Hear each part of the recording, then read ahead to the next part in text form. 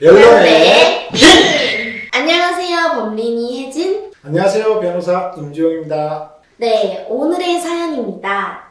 안녕하세요. 최근 스토킹에 관한 뉴스가 TV에서 자주 보이고 있다 보니 더 큰 두려움을 느끼고 있어 변호사님께 도움을 받고자 이렇게 사연을 적어봅니다.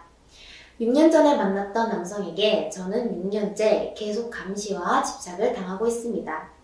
저를 스토킹하는 남성을 만난 것은 제가 고등학생 때였어요. 그때도 상대는 성인이었고요. 6개월을 만난 뒤 저는 상대방에게 헤어지자며 연락을 하지 말라는 의사를 분명하게 했어요. 그럼에도 그 사람은 제가 가족들과 사는 아파트에 맘대로 침입하는 것은 물론 차를 끌고 와 잠복하다 학교 끝나고 집에 가는 제 팔을 붙잡으며 이야기 좀 하자며 말을 걸기도 했습니다. 그 행동을 몇 년 동안 반복하며 이사를 가고 성인이 된 후에도 수차례 집 근처에서 저를 기다리는 모습을 봤어요. 저는 그 행동들이 너무 무서워서 카톡이나 문자, 전화가 오면 차단하고 내용을 지우기 바빠 당시의 자료는 남지 않은 상황입니다. 그리고 마지막 연락이 온 지 1년 정도 된 며칠 전 모르는 사람으로부터 잘 지내나 봐, 키도 많이 큰 것 같고 라는 이런 말, 절 마치 본 듯한 문자가 왔습니다. 누구냐고 물어보니 그 남자더라고요. 한번 대답을 하니 전화까지 2번이나 걸어대는 통에 우선 차단을 하고 카톡 대화방은 남겨두었습니다. 몇 년 동안 제 주변을 어슬렁거리면서 아직도 제 연락처를 저장해 두었다는 게 너무 소름이 끼쳤어요. 이 남자가 현재 몇 년 동안 저를 따라다닌 기록은 모두 차단하고 지우는 바람에 거의 남지 않았는데 그래도 법적인 처벌이 가능한지 궁금합니다. 만약 가능하다면 다른 사람 폰으로 제게 연락한 거라도 최근 연락 온 것도 포함해 증거로 처벌이 가능할지를 변호사님께 여쭤보고 싶습니다.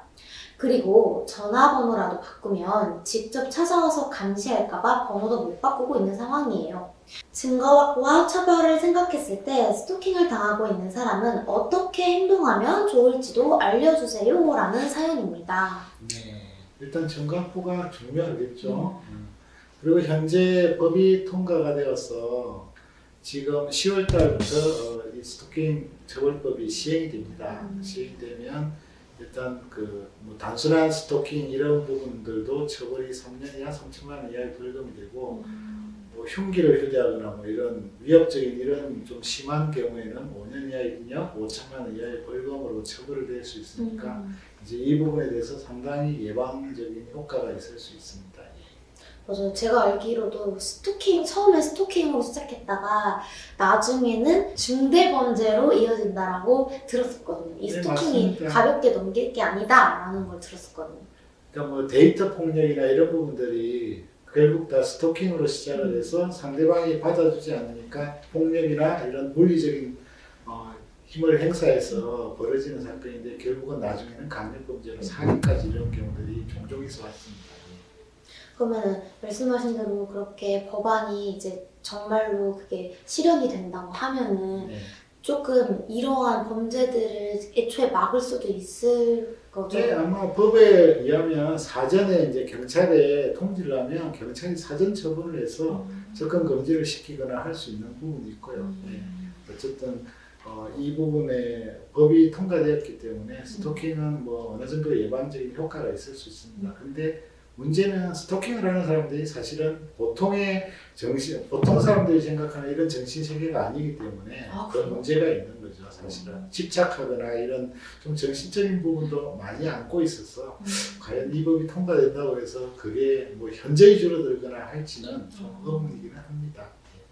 자, 그러면 스토킹의 정의는 불안감이나 공포심을 일으키는 행위로 알고 있습니다. 자, 이 경우에 스토커가 이런 의도가 없었다고 주장한다면 혹시 처벌이 달라지나요? 그건 아니고 객관적으로 판단을 해야 될 문제인 것 같습니다. 내가 어쨌든 피해자가 느끼기에 그게 한 번이면 또 다른 문제이지만 그게 지속적으로 계속 같은 행동이 반복이 된다면 그건 명백히 스토킹이고 모든 그 판단은 사실은 피해를 받는 피해자 감정을 가지고 판단을 해야 되거든요. 그래서 아마 피해자가 뭐 신고를 하거나 그러면 경찰이 출동을 해야 되기 때문에 가중폭력방지법 동일한 효과가 있을 거예요. 무조건 출동을 해야 되고 보호 조치가 필요하다면 보호 조치를 해야 되기 때문에 기본적으로 피해자의 주관적 감정이 가장 큰 영향을 미칠 겁니다. 자, 그러면 스토킹의 행위가 지속적 반복적인 행위여야 성립이 된다고 들었어요. 한번 괴롭히는 것도 피해자에겐 대단한 공포심을 주는데 그런 경우에는 처벌이 불가능한가요? 네, 아마 그런 경우에는 처벌이 불가능할 겁니다. 왜 그러냐 그러면 기본적으로 스토킹이라는 게 좀 지속성을 가지고 있는 걸 뜻하거든요. 그래서 또 서로 잘 아는 사이고 얼굴을 아는 사이가 많을 거고 근데 한 번은 사실은 그런 거죠. 뭐 마음에 드는 여자가 있어서 쫓아갔는데 그걸 모든 걸 스토킹 방지법으로 처벌을 한다 그러면 범죄자를 연상할 수 있는 부분이 있기 때문에 한 번으로 그치는 경우에는 그런 경우에는 경범죄 처벌법 기존법으로 아마 처벌을 할 겁니다. 스토킹 보호 대책이 100m 이내 접근 금지, 통신 매체 이용 금지, 그리고 긴급 응급 조치 위반 시 1,000만 원 이하의 과태료 처분 정도라고 들었는데 이거는 무슨 의미인가요?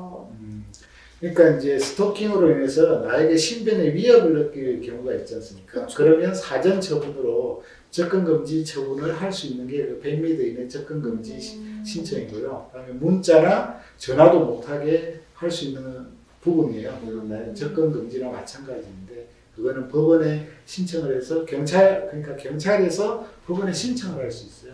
법원에서 사전 처분으로 넌 100m 안에 접근하지 마라. 그리고 전화하지 마라, 문자하지 마라, SNS 하지 마라 이런 요건들을 정해줍니다. 근데 그걸 위반하는 경우에는 과태료 1,000만 원 이하로 이제 할 수 있는 거죠. 과태료는 행정벌이고요. 나중에 그 행위와 별도로 그 범죄에 대해서는 또 징역이나 벌금을 맞을 수 있습니다. 스토킹의 피해를 받는 그 사람이 주관적인 감정이 중요하다고 하셨는데 예를 들어 어떤 남자가 어떤 여자를 쫓아다녔습니다. 마음이 있는 여자였는데 그 여자가 마음을 안 받아주고 계속 튕기는 그런 상황이었는데 이 여자는 기분이 그렇게까지 나쁜 상황은 아니고 그냥 올 때마다 쫓아내는 정도였는데 여자는 그런 감정이 없었는데 제3자가 그건 스토킹이라고 신고 같은 거 가능할까요? 네, 제3자도 고발이 가능합니다. 예, 가능을 하고 이제 일단 이 스토킹 방지법 자체가 반의사 불벌죄로 되어 있어요. 반의사 불벌죄라는 건 일단 범죄는 저질렀지만 피해자가 나는 저 사람 처벌을 원하지 않습니다. 그러면 처벌을 할 수 없는 거예요. 그래서 나중에 어쨌든 고발을 한 사람도 조사를 하지만 가해자라고 하는 사람도 조사를 할 거고 피해자라고 하는 사람도 조사를 다 하거든요. 그러면 피해자의 의사를 물어보고 판단을 하기 때문에 크게 뭐 문제될 여지는 없을 겁니다. 인터넷 유명 방송 BJ가 겪은 건데 스토킹하는 사람이 그 집으로 찾아가서 뭐 문을 막 발로 차면서 나와봐서 얘기하자고 막 계속 했는데 심지어는 주변에 같이 있던 뭐 매니저 같은 사람도 폭행 피해를 당하기도 하고 그래서 근데 경찰에 여러 번 끌려갔다고 하는데 문제는 경찰에서 금치산자라는 이유로 계속 풀려줄 수밖에 없었대요. 근데 똑같은 얘기가 계속 반복되면은 피해자는 어떤 식으로 대응을 해야 될지 그것에 알고 싶습니다. 기본적으로 금치산자라고 그러면 거의 완전한 정신병자를 금치산자라고 그러거든요. 그럴 경우에는 사실은 어쨌든 고소를 하고 심해질 경우 보호감호라고 해요. 보호감호 신청을 해야 돼요. 예, 정신병원에 넣어달라고 해야 되는 거예요. 근데 그거를 피해자가 피해를 받은 사람이 신청할 수 있는 거예요? 피해자가 신청할 수도 있고 가족들이 신청할 수도 있고요. 예, 경찰이 요청할 수도 있는 거고.